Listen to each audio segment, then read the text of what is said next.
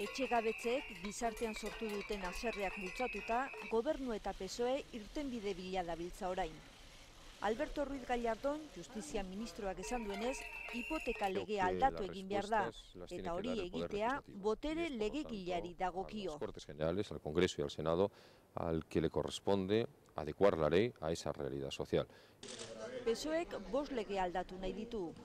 Gaur egun, bankuaren alde dagoen egoera aldatu eta etxe eroslearen alde jarri nahi du.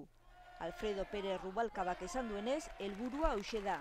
Hipoteka ordaintzen ari denak ez dezala etxe bizitza galdu. Fundamentalmente sea de preservar, en este caso, la vivienda para el conjunto de los ciudadanos que tienen dificultades. Gobernuak mahai gainean proposamen hauxe jarri du.